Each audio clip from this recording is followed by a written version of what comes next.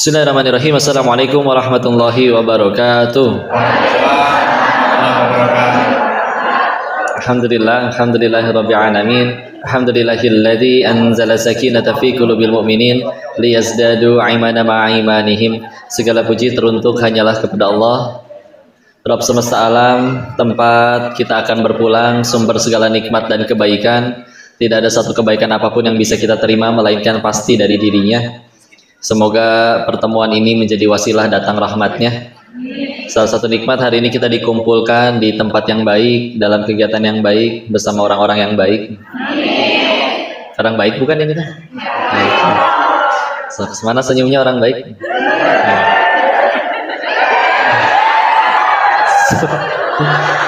Bu, jadi ngaji nggak ini teh?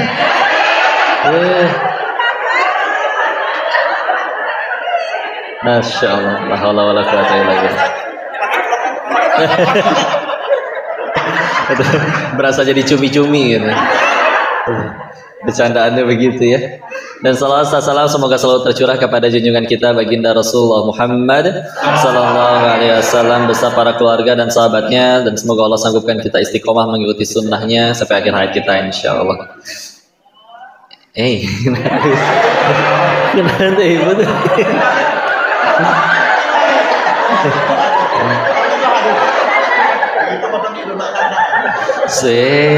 Jadi ngaji nggak?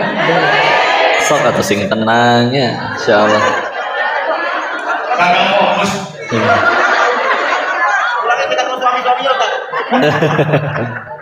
Insyaallah. Wala tamutunna illa wa antum muslimun. Surat apa? Ali Imran ibu ya, surat ketiga ayat 102. Enggak. Oh, ibu-ibu mah enggak pada Jumatan sih ya. Itu ayat Jumatan soalnya wasiat takwa. Ya, insyaallah. Alhamdulillah. Bisa kumpul lagi Pak ya. Sudah insyaallah. Maafin saya udah lama enggak ke YPHB. Udah, apalagi kenalannya itu dulu ya. Kita ngaji dulu. Iya. Kok Ustaz atau Ustaz ya? Dan nama aja si Denis. Oh, Denis ya, Pak Denis. Nah, Pak Denis mungkin tadi lahir di Bogor. Iya. Tapi lahirnya itu dalam keadaan muslim atau non muslim? Oh iya. Jadi secara KTP yang saya tahu udah langsung muslim karena yang mualaf ayah saya. Ayah saya Buddha, lalu menikah dengan mami itu udah muslim. Ya, jadi syarat menikahnya harus syahadat masuk Islam. Tapi ya waktu itu ya saya ini juga lama tinggal sama nenek Amah, manggilnya Amah ya kalau orang Chinese Hokkien. Nah beliau kan Buddha, jadi ya di rumahnya ada meja abu, dikasih makannya sering makan babi, enak teh doyan dulu ya. Udah gitu sekolahnya sekolah Katolik, nyari duitnya jadi bandar judi, jadi kenal Islamnya telat banget jauh. Jadi justru pengen minta doa dan ilmunya dari bunda-bunda sekalian ya, gitu. Orang tua pernah, saya juga pernah. Oh gitu. Di Bogor. Kalau papi di Bogor dan Jakarta, kalau saya di Thailand. Ada yang pengen tahu ceritanya? Atau kita biar cerita sendiri aja ya? Ya udah, Bismillah. Silakan dilanjut. Itu sebetulnya paling banyak diceritain kayak bisi bosen. Saya kalau ketemunya sama Pak Ibu tuh karena melihat pergaulan zaman sekarang, anak-anak kita dan pergaulan di masa kini kira-kira baik-baik saja? Apa sudah menenangkan hati untuk jadi penerus bangsa? Belum ya. Maka sebelum masuk ke sana saya mikir berarti sebetulnya Allah tuh menginginkan tanggung jawab pendidikan itu adanya di mana sih? Ya kan? Ternyata apakah harus dimasukin ke sekolah atau pesantren terus minta ke pak kiainya, Pak tolong pulang-pulang langsung jadi soleh ya, enak sekali kalau bisa kayak gitu. Tapi ternyata justru jawabannya ada di Quran surat ke-25 Al-Furqan ayat ke-74 nya. Rabbana hablana min azwajina wa dzurriyyatina qurrata a'yun waj'alna lil muttaqina imama. Kok itu kan ayat tentang keluarga, biar punya pasangan dan anak-anak yang jadi penyejuk hati ya, juk mata. Maka tapi di ayat tentang keluarga itu ditutup oleh Allah agar dari keluarga tersebut menghasilkan lil muttaqina imama. Enggak cuma orang soleh, enggak cuma orang bertakwa, enggak cuma pemimpin, tapi bahkan pemimpinnya orang bertakwa. Karena memang lebih masuk akal sepasang orang tua mendidik, terserah Allah dikasihnya berapa. Kata Allah sanggupnya 2, pasti 2 anak. Kok anak saya 8, berarti kata Allah sanggupnya ngedidik 8. Karena lebih masuk akal daripada satu kiai ngedidik 1000 anak ya kumaha ceritana ya. Maka tentu harus ada ilmunya yang akhirnya selama ini lagi banyak mendalamin itu bareng Ustaz Budi Ashari ya. Maka insya Allah pengen ada nanti ya sok nyerempet ke situ. Nanti kalau pengen ngobrolin yang di Thailand, di Thailand. Tapi di Thailand mah cuma cerita lah akhirnya. Mendingan kalau pengen belajar sekalian bagi kartu main sekarang. Jangan ya. Masjid main judi ya. Alhamdulillah. Di Thailand dari Bandar. Bandar. Itu kalau main judi itu bisa menang apa enggak sih, Tan? Kalau main judi sebagai pemain bisa kalau dikasih. Bisa kalau dikasih. Iya. Berarti benar-benar menang itu nggak ada. Misalnya kayak kita main bola, Iya. menang gitu kan? Enggak, lagi dikasih. Oke, dikasih. Lagi dibiarin menang. Semuanya itu diatur oleh Bandar. Semua lah kan yang bikin kasino online kan nggak manusia juga. Manusianya bisa lapar, pengen makan, gitu ya. Apakah kita serius benar-benar berpikir mereka bikin judi online itu dengan sengaja untuk bagi-bagi uang kepada seluruh pemainnya dengan cara dikasih menang? Mustahil. Karena kalau emang dari awal mereka pengen bagi-bagi duit, yang dibangun ya lembaga zakat infak sodako ya, bukan tempat perjudian. Jadi ya itu mah alat untuk ngerjain orang aja sebetulnya. Orangnya aja senang dikerjain. Dan yakin bahwa dengan berjudi saya menang gitu ya. Dari 10 yang main, 8 kalah, 2 menang. Makanya kalau ada yang menang pun karena pasti ada player lain yang kalah, badannya mah nggak pernah rugi ya. Tapi manusia itu punya salah satu sifat, yaitu mereka biasanya ngerasa saya pasti si 2 orang beruntung tersebut. Kepedean ya. Nabi Adam diusir dari surga gara-gara satu dosa, kita tetap pede pengen ke surga padahal dosanya apa cuma 1? Enggak ya. Masya Allah. Maka akhirnya mereka tetap main dan ya udahlah, itu yang udah kalah dari awal secara psikologisnya juga, karena ngerasa pasti akan beruntung. Di bahasa kami para bandar ya, orang yang main judi itu kami nyebutnya mereka itu pecundang yang ngarep rezekinya dikasih sama bandarnya. Jelas-jelas rezeki dari Allah kok ya. Beberapa bandar di sana juga ada yang religius, tapi di agama mereka masing-masing ya, masih suka ke wihara, masih suka ke apa, karena tahu dari rezeki katanya bagi mereka udah ada yang ngatur. Terus kalau ada orang dengan naifnya, saya main masukin duit di situ ntar jadi tambah gede, itu diatur. Kita di situ lagi bermain menjadi Tuhan, nentuin siapa yang dapat duit, siapa yang kalah, siapa yang menang. Terus kita menyerahkan pengaturan rezeki tersebut kepada manusia yang punya sifat serakah, ya itu hancur lah. Nah, secara akalnya seperti itu ya. Nah, sebelum ke Indonesia kok bisa dapat hidayah dari yang tadinya bandar dan sampai ke Thailand. Ceritanya kok bisa sampai ke Thailand seperti apa gitu? Waktu itu ya diajakin awalnya, walaupun alasan paling kuatnya mah satu lah, saya lemah imannya, udah gitu aja. Lalu memang ada kondisi di mana memang waktu itu ya papi sempat sakit, udah gitu yang harus dioperasi juga, ada memerlukan biaya tentunya. Udah gitu anak paling besar dari 4 bersaudara, beliau juga waktu itu kondisi sulit ekonominya sehingga ada nominal yang harus dibayarkan ke banyak pihak dan ke banyak orang dengan nominal yang tidak sedikit. Jadi ya udah dengan lemahnya iman berangkat. Tapi yang paling berat itu sebetulnya bukan masalah keuangannya, tapi ketika ngelihat orang-orang yang disayang itu bersedih, meneteskan air mata, jadi pengen ngebantu tiada daya, sehingga pikir kayaknya kalau saya kaya bisalah, kayaknya mudah-mudahan bisa ngebantu mereka. Nah, udah coba berangkat ke sana. Ya benar sih dapat duitnya mah banyak. Tapi ya berakhirnya di sini juga bertemu dengan Buddha-Buddha semuanya. Insyaallah. Itu apa, tidak ada kenikmatan? Awalnya nikmat, dunia teh gitu, soalnya nikmatnya teh garing, bisa bosan. Sama kayak ibu makan buka puasa ya, 5 menit pertama begitu menggoda, tapi kalau udah 1 jam 2 jam kemudian enak. Makan all you can eat, dagingnya begitu menggoda di 5 menit pertama, sama setelah nanti udah. Ibu sedoyan-doyannya makan pizza misalkan. Tapi kalau dikasih pizza selama 365 hari, sehari 3 kali, ngajak berantem pasti Bu. Ya. Sampai ada survei kan waktu itu, ada orang kontestannya 2. Yang orang pertama dikasih tempe, orang kedua dikasih steak. Besoknya orang pertama dikasih tempe, orang kedua dikasih soto. Hari ketiga orang pertamanya dikasih tempe lagi, hari keempatnya dikasih pizza yang keduanya. Hari keempat yang pertama dikasih tempe lagi, yang orang kedua dikasih makanan enak lainnya. Maka di hari kelima yang dikasih tempe ngambek loh. Ya, ternyata ada bukti bahwa tempe itu bisa ningkatin darah tinggi misalnya. Karena dia berkata, kenapa saya dikasih tempe lagi? Ya gitulah ya, bosan misalnya. Gitu kan, emang dunia 3 tahun 1 bulan 10 hari. sehingga menemukan hidayahnya? Satu pertama tadi sudah mulai bosan dulu ya. Awalnya seneng, tapi lama-lama mati rasa. Ya, jadi kan nerima duit itu nggak sesenang ketika di awal. Ya perasaannya sebetulnya kalian semua pernah merasakan sih. Mungkin waktu SD kalian terima uang 5.000 perak juga seneng ya. Apalagi waktu itu zamannya masih duit gopean ya, masih bensin juga masih murah. Tapi sekarang kayaknya dikasih duit 50.000 juga nggak senyum ibu, biasa aja. Ya, kecuali kalau nambah nolnya 2 atau 3, nah itu baru iya papa sayang baru.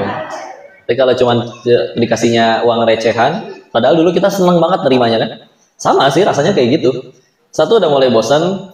Ketika sudah mulai bosan, orang mulai jenuh, akan timbul yang namanya gelisah. Ketika orang udah mulai gelisah, maka dari kegelisahan tersebut nanti terganggu, tidur nggak lancar.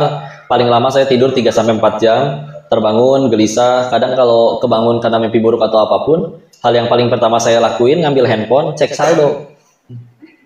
Iya ngecek, masih banyak nih duit nih, tapi kok begini perasaannya nggak enak.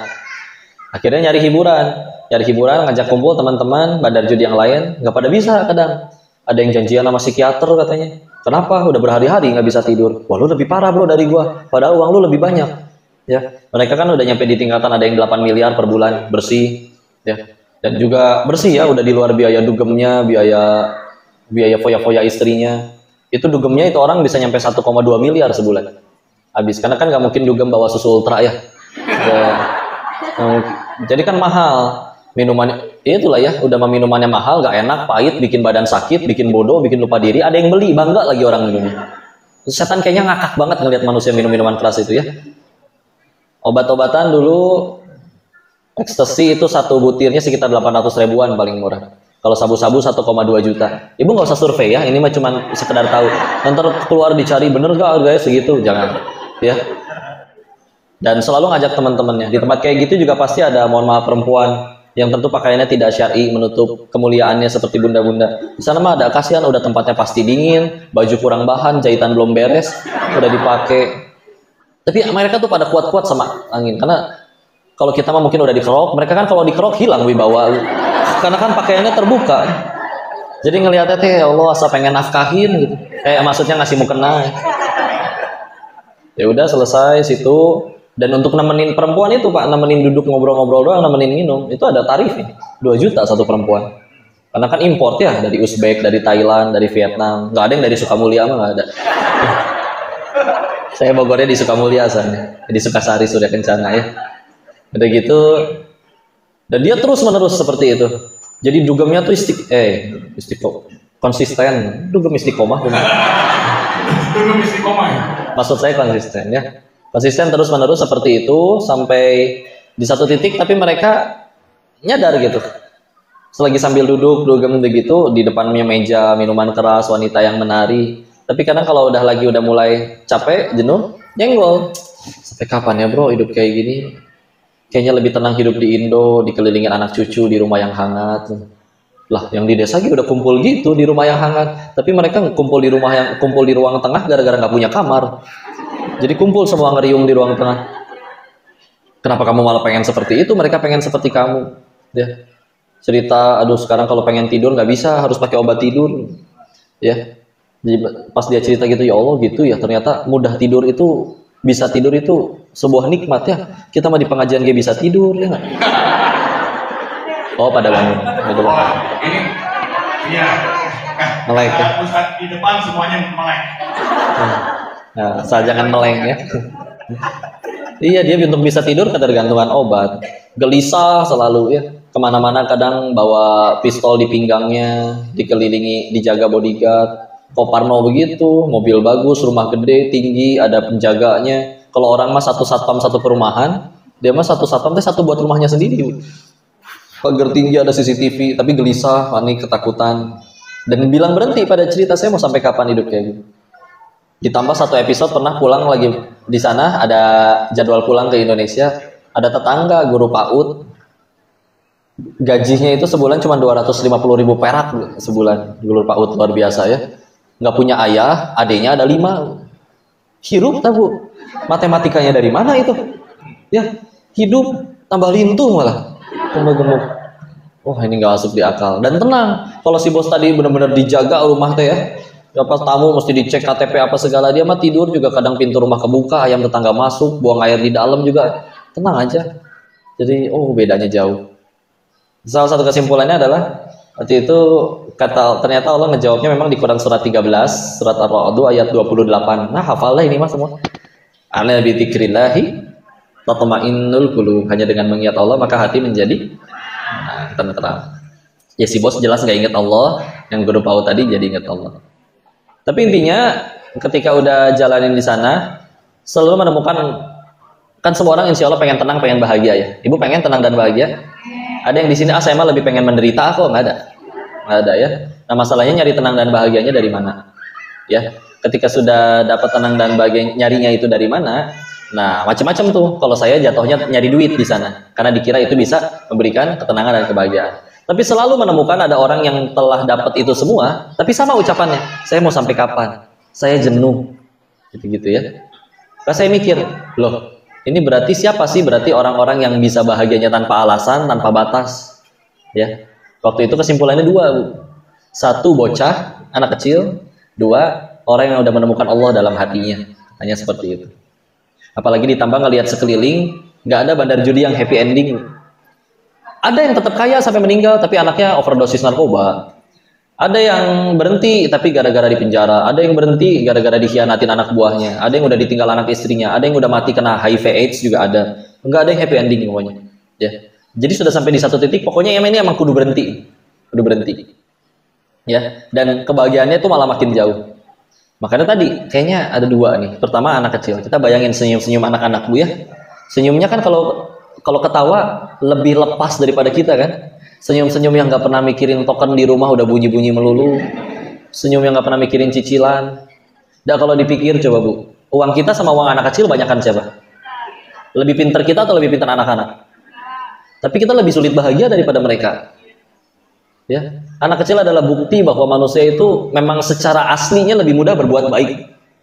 Anak kecil habis benjol sama temennya, 5 menit kemudian udah main lagi. Yang berantem kan ibu biasanya. Nah, kamu benjol sama anak ini, kenapa main lagi? Coba, anak kecil mah sederhana. Benjolnya udah nggak sakit, dia punya mainan yang saya punya, yang saya pengen mainin, diizinkan main, ya udah selesai. Masih lalu ya di dia. Ya. Padahal udah mandi. Ya. Insya Allah. Lanjut lagi berarti ya. Maka waktu itu nyimpulin, kenapa anak kecil bisa sampai seperti itu? Kita kalah jauh, apalagi kemarin kajian di SCBD itu kiri kanan gedung tinggi semua itu di Jakarta. Turun mobil TR halusnya pada mewah semuanya. Turun dengan setelan necis ya, sepatunya seharga motor, ya, jam tangannya bisa beli imah saking mahalnya. Tapi senyum teh pahit gitu. Disapa orang cuman tersungging sedikit gitu, kayak mikiran naon nih jelma. Ya. Anak-anak kenapa bisa seperti itu? Salah satu alasannya mereka belum punya pesaing Allah di hati mereka. Ya, kita makin gede, rasa tuh gini ya rasanya punya duit teh enak, gini ya rasanya punya jabatan teh enak, gini ya rasanya punya popularitas teh enak. Ya. Dan itu menjadi pesaing Allah di hati kita. Dan bahkan menentukan standar kebahagiaan kita. Percuma gaji sehari 20 juta. Saya mah yang penting pengen baru bisa bahagia nanti kalau rumahnya udah segede rumah si bapak itu. Percuma gaji segini, saya mah bahagianya nanti kalau mobilnya udah sebagus itu. Kenapa? Dulu bisa kita bahagia tanpa itu semua. Tapi karena kita membiarkan ada pesaing Allah di hati kita, selamat menderita. Ya. Udah ada aslinya kalau misalkan punya geda dititipin doang. Ya. Maka kerennya Islam itu nggak cuma melepaskan manusia dari perbudakan secara nyata, tapi juga melepaskan manusia dengan diperbudaknya dia oleh keinginannya sendiri. Dikurung. Makin sulit bahagia. Sehingga kalau misalkan udah datang Islamnya, as-salama yuslimu, berserah, melepas, ini nggak ada di hati itu udah nggak ada apa-apa, tinggal Allah doang. Tuh enak, tenang ya, bahagia. Pantesan para nabi, dan balik lagi ada yang selain anak-anak adalah orang-orang yang telah menemukan Allah dalam hatinya. Ya, kalau orang-orang yang tadi udah dapat kekayaan, dapat popularitas, mereka semua pernah ada episode berkata, saya mau sampai kapan begini? Saya jenuh, saya tetap stres. Jangankan yang haram, Bu. Pernah ketemu pengusaha restoran punya 18 cabang, 17 cabang untung, 1 cabang rugi. Ya.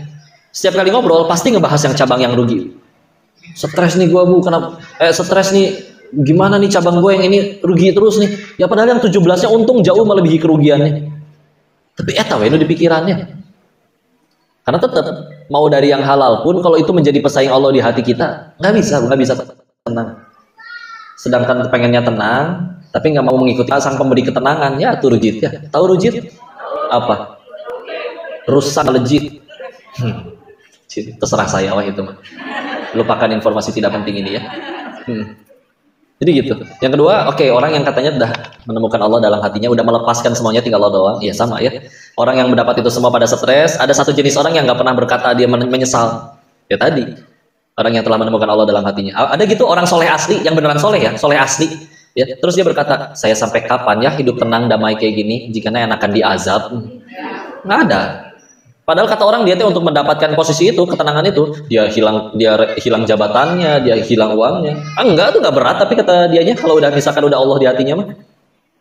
Jadi sehingga itu pun menjelaskan, bahagia itu tidak sekaku itu, tidak harus punya apa dulu dan yang lain-lain. Enggak, bahagia sesederhana nurut sama sang pemberi kebahagiaan, udah gitu aja. Ya. Pantesan orang-orang soleh terdahulu kan, pahala banyak, dosa sedikit, ada pada nabi malah terampuni ya. Ujian lebih parah dari orang kebanyakan. Dan juga tapi tetap lebih baik daripada orang kebanyakan. Ada yang pundung? Enggak, lempeng we. Kebayang kalau nabi kita pundungan? Wahai Rasul, kenapa engkau tidak berdakwah hari ini? Ambung, kamari ge dialek wae ku batur. Jadi hate. Enggak ada wibawanya, Bu. Geus mah pakai Sunda. Ya. Tapi ya kalau Islamnya, kalau nabinya pundungan, Islam nggak akan sebesar ini. Dan jangankan dicaci, dimaki, bersatu seluruh jin dan manusia ingin mencelakai, Allah nggak kasih izin, nggak akan nyampe, nggak akan jatuh sehelai rambut. Enak amat hidup kayak gitu ya, lempeng. Enak ya. Berbuat baiknya udah baik karena Allah. Berbuat baik bukan supaya dibaikin orang, tapi agar dicintai yang maha baik. Ya. Kok kalau kita udah nolongin orang dianya malah jahat gimana? Atau dia yang rugi? Makanya dia yang maksiat, kita yang dihukum. Ya.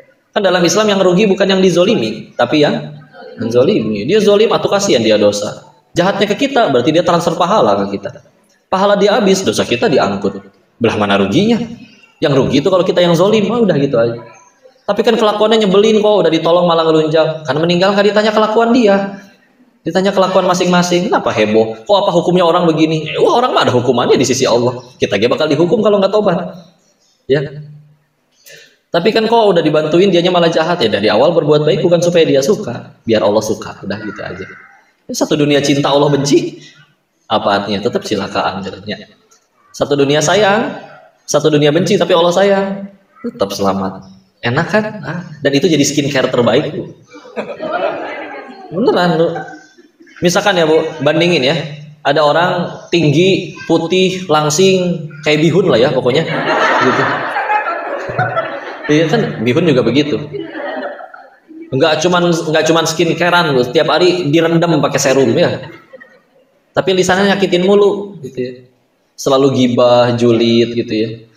Mendung nih ngaco di Allah, pasti hujan macet nih. Hujannya belum tentu jadi, Allahnya udah dicaci maki. Ya. Macet, parah nih macet nih. Di luar negeri mah nggak ada nih yang kayak gini, padahal keluar negeri belum pernah. Sebun. Bu, ada sarapan apa Bu? Tuh Pak, ada nasi uduk. Nasi uduk yang di depan, nggak enak.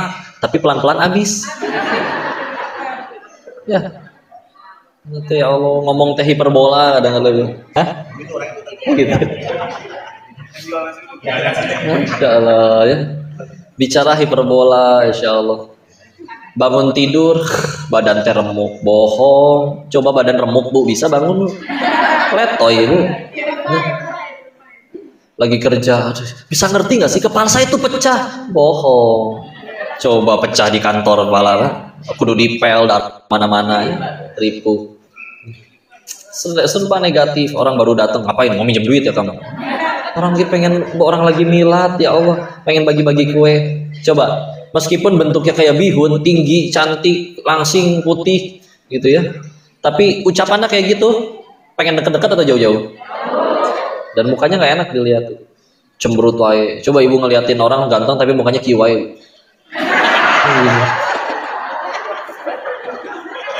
Gak enak kan?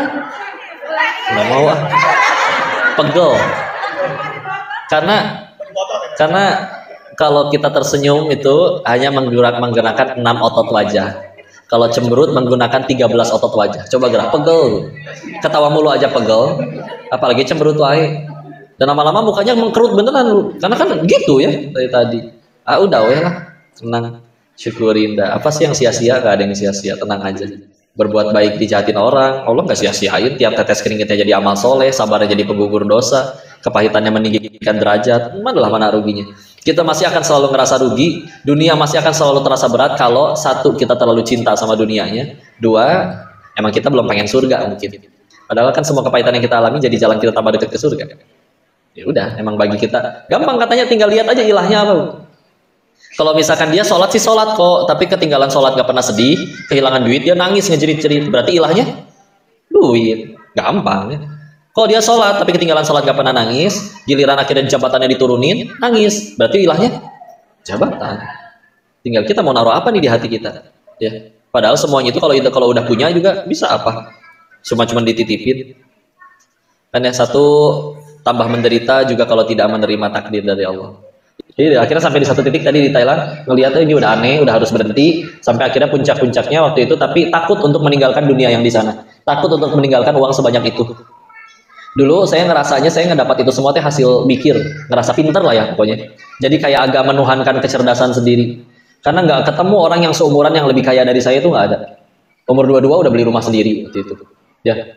Tapi si otak yang dibangga-banggakan itu, dan saya nggak nyentuh narkoba sama sekali di sana, karena tahu narkoba itu bikin bodoh, ngerasa bisa kehilangan itu semua kalau mengkonsumsi obat. Tapi sekeliling memang bandar narkoba juga, dan juga pada pemakai semua. Tapi si otak yang dibangga-banggakan itu nggak bisa nemuin jalan keluar. Saya kalau pulang di Indo, saya ngapain? Kalau kerja, usaha mulai lagi dari nol, nggak temu jalan keluarnya. Jadi takut sama masalah rezeki. Ketika akhirnya puncak-puncaknya udah yakin harus berhenti, ya masih di kasino kami, di tempat judi kami, ya yang lain masih sibuk dengan urusan perjudiannya masing-masing. Sayangnya mah udahlah bosan, bete. Nah, ambil lihat-lihat handphone, masuk ke YouTube, muncul kajiannya AA yang bahas tentang rezeki. Yang kalau misalkan kamu udah gede masih takut sama rezeki, berarti kamu kalah sama janin. Ngerti yang janin? Ya kan, janin belum bisa apa-apa dalam perut ibu, belum bisa kerja, minta, sholat, ngomong, mas tetap aja ibunya makan apapun masuk menjadi nutrisi bagi si janin untuk tumbuh besar. Kan itu apa janin yang mencari rezeki atau rezeki yang mendatangi janin? Ya. Nah, kamu udah gede, udah bisa minta, sholat, kerja, sujud kepada Tuhanmu, masih segitu ragunya sama Allah? Masih segitu takutnya masalah rezeki? Udah kayak ditampol ngedengar itu teh. Udah tutup videonya, pesen tiket pulang. Udah belajar ngaji sini pulang. Ya udah selesai itu episode yang di sana. Baru pembersihan yang di Indo. Ya, karena pulang dari sana masih bawa duit waktu itu, Ustaz. Karena ngerasa kayak yang lain kan bangkrut ya berhentinya. Oh, saya bawa duit buat modal usaha. Ya, kayaknya strategi yang bagus nih. Masih bawa duit banyak ya? Ada sekitar ratusan juta waktu itu. Ya, taunya Allah berikan para penolong. Kan katanya pengen tobat hijrah, tapi uang haramnya masih dikekepan kene. Allah tahu diri ini tidak sanggup langsung ngebuang semua uang haram tersebut. Datang para penolong. Tukang tipu udah datang KB. Tukang tipu datang. Sama awalnya mah ngerasa rugi, Bu. Tapi perlu waktu bertahun-tahun untuk menyadari, itu teh benar ditolong. Karena kan jadi uang, masa mau tobat uangnya masih dipegang, haram semua. Ya kalau dan kita nggak sanggup ngebuang, ya udah Allah tolong biar supaya gimana caranya uang haram itu nggak ada yang masuk ke perut. Ngajak bisnis ada yang kabur. Bukan tipu itu, bukan tipu sebenarnya, jadi penolong. Penolong. Sama, nggak cuma ke saya, ke ibu juga ditipu orang tuh ditolong, Bu. Lumayan dia nanggung dosanya, Bu. Lumayan ibu gugurin dosanya. Ada koruptor 10 ditangkap 1. Dia marah tuh, kenapa teman saya yang 9 nggak ditangkap? Tapi akan ada hari di mana yang satu itu bersyukur, alhamdulillah ya Allah saya yang ditangkap. Lumayan jadi kenal Islam, lumayan jadi gugurin dosa. Ya. Coba yang 9 yang lainnya selalu berhasil korupsi sampai meninggal, repot nanti, ya sananya. Jadi yang berbeda tuh sudut pandangnya aja. Islam itu merubah itu semua. Kalau kita yang tadinya nikmat itu adalah apapun yang membuat nikmat itu adalah apapun ketika keinginan kita dikabul, pengen punya rumah dapat rumah, pengen punya mobil dapat mobil. Sekarang nikmatnya jadi ya apapun yang membuat kita tambah dekat kepada Allah. Mau bentuknya dicaci orang, mau bentuknya mobilnya hilang. Tapi kalau gara-gara itu tambah banyak sujudnya, nikmat. Enggak kok, nggak kerasa nikmat. Ya emang bagi kamu kenikmatan itu bukan dekat dengan Allah, tapi punya mobil. Ya.